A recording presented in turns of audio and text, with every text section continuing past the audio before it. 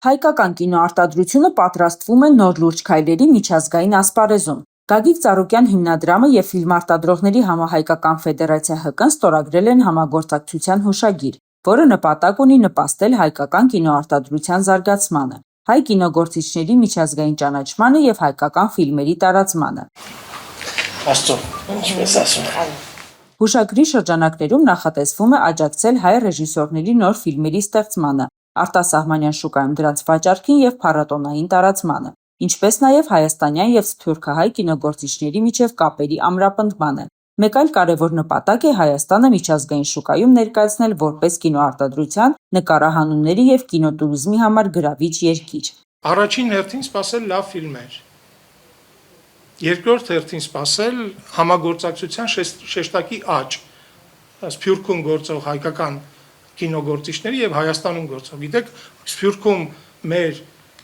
կինոգործիչների ներկայությունը համաշխարհային կինոինդուստրիայի մեջ այնքան ահռելի է, այնքան մեծ է, որ եթե դրա 5%-ը մենք կարողանանք բերել Հայաստան, ի նպաստ Հայաստանի կինոյի, մենք ահռելի գործարած կլինենք։ Հուշագրի առաջին ծրագրերից մեկը կլինի հայկական կինոյի ներկայությունն աշխարհի ամենահեղինակավոր կինոմիջոցառումներից մեկի՝ Կաննի միջազգային կինոփառատոնի շրջանակներում անցկացվող կինոշուկայում։ 2025 թվականի մայիսին Գագիկ Ծառուկյան հիմնադրամի աջակցությամբ Ֆիլմարտադրողների համահայկական ֆեդերացիա ՀԿ-ն հանդես կգա որպես գլխավոր հովանավոր, ստեղծելով հատուկ տաղավար, որը կներկայացնի հայկական կինոն և կստեղծի նոր համագործակցությունների հարթակ։ Մշակույթը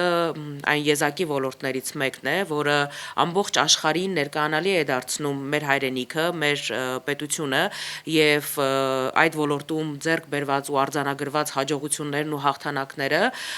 այնպես ինչպես սպորտում, հպարտության առիթ են տալիս մեր բոլոր հայրենակիցներին, անկախ նրանից նրանք Հայաստանում են բնակվում, թե Սփյուռքում են բնակվում։ Ֆեդերացիայի խորհրդի նախագահ, կինոռեժիսոր և պրոդյուսեր Հովհաննես Գալստյանը սա պատմական իրադարձություն է համարում, նշելով, որ Կաննում կհիմնադրվի ֆիլմարտադրողների մշակութային դեսպանատուն։ Այն կծառայի որպես հայկական կինոյի միջազգային կենտրոն, միավորելով հայ ազգի կինոգործիչներին Հայաստանից և Սփյուռքից։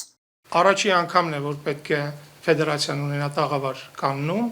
առաջի անգամն է, որ Հայաստանը Կաննում ներկայացված կլինի 2 տաղավարով, եւ սա խոսում է Հայաստանում կինոարտադրության զարգացման նշույլների առաջին նշանների մասին։ Գագիկ Ծառուկյանի մամուլի խոսնակ Իվետա Տոնոյանը ընդգծել է, որ այս նախաձեռնությունը մեծ պատասխանատվություն է պահանջում, քանի որ մշակույթը այն եզակի ոլորտներից է, որը կարող է աշխարհին ներկայացնել և բարձրացնել նրա միջազգային հեղինակությունը։ Ֆիլմեր ներկայացված չեն եղել տևական ժամանակահատված եւ հուսանք, որ այս գործակցության արդյունքում հնարավոր կլինի ունենալ այնպիսի արտադրանք, որը արժանի կլինի եւ պատվով կներկայացնի Հայաստանը Կաննի փառատոնում։